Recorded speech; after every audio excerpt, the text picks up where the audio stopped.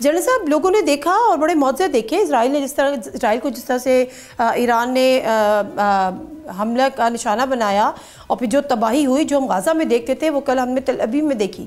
तेल अवीव में उसके अलावा जो डिफेंस कंट्रोल सिस्टम था उसको फौरी तौर पर रिस्टोर किया गया। जो खैबर मिसाइल थे वो मारने की यहाँ पर बात होने लगी। और अभी ये खबर आई है कि जी जो स्ट्रेट ऑफ हॉर्मज़ है जो कि वाहिद एक पैसेज है उसको भी वो ब्लॉक कर देगा ऑयल के लिए, तो फिर एक मज़ीद तबाही होगी। ईरान की तरफ का जो रिएक्शन है उसको आप एक्सपेक्ट कर रहे थे, क्योंकि हर जगह से ये बात हो रही थी, और कितना आगे तक ये जा सकते हैं? क्या दीगर ममालिक की मदद इसमें शामिल है?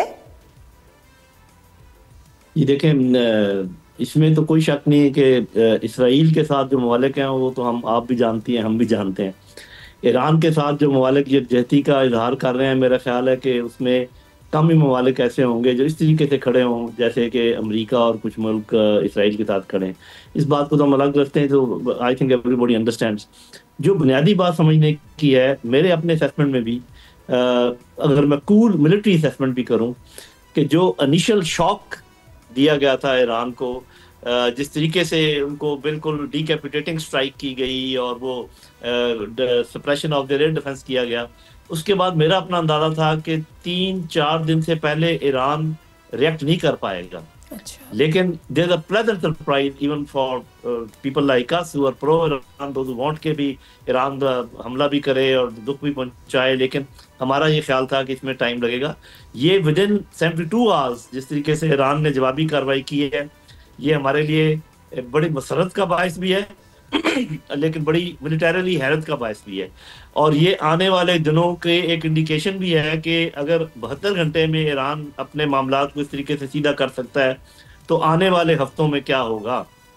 जो ईरान को बहुत बड़ी एडवांटेज है इसराइल के मुकाबले में, जो साफ ज़रा के वेस्ट और इसराइल में कम लोग समझते हैं, वो ईरान की तारीख है, वो ईरान की सिविलाइजेशन है। ये वो कौम है जो किसी भी सूरत में हार नहीं मानती। ये बड़े बड़े जख्म इन्होंने बर्दाश्त किए हैं हिस्ट्री में, लेकिन कभी घुटने नहीं टेके हैं, ये दोबारा खड़े हो जाते हैं। ये बात मैं हैरान हूं कि क्यों नहीं समझ आई छोटे से इसराइल के जहन में कि आप जब इस किस्म का काम करेंगे तो ये फौरन, वो तो ये चाहते हैं ना इसराइली के 2 दिन में खत्म करें और पीछे हट जाए। ऐसा तो नहीं है, ये मर्जी जंग उनकी मर्जी के मुताबिक तो नहीं चलेगी। तो मेरे अपने ख्याल में जो ईरान ने ये मिसाइल दागे हैं वो पहुंचे हैं अपने हदफ तक, layer after layer air defence. ये सिर्फ उसका एयर डिफेंस नहीं है इसराइल का, इसमें मेरे भाई जैसे कह रहे हैं कि अमेरिका तो है ही, कुछ और लोग भी हैं जिनका मैं नाम नहीं लेना चाहूंगा, उनका air defence layer by layer रोकने की कोशिश करता है जब मिसाइल जाते हैं, क्योंकि बड़ा फासला इन्होंने तय करना होता है, 1-2 मुल्कों के ऊपर से गुजरते हैं जी। तो ये बहुत बड़ा एक कारनामा है। दूसरा, वो जो हमने सुना है कि F-35 जहाज अगर गिराया है, उसका सच है या जैसा भी है, कुछ दिनों में क्लियर हो जाएगा। ये एक बहुत बड़ा कारनामा है, जैसे आप कह रही है, क्योंकि डिफेंस सिस्टम जो है ना दोबारा फाल हो रहा है।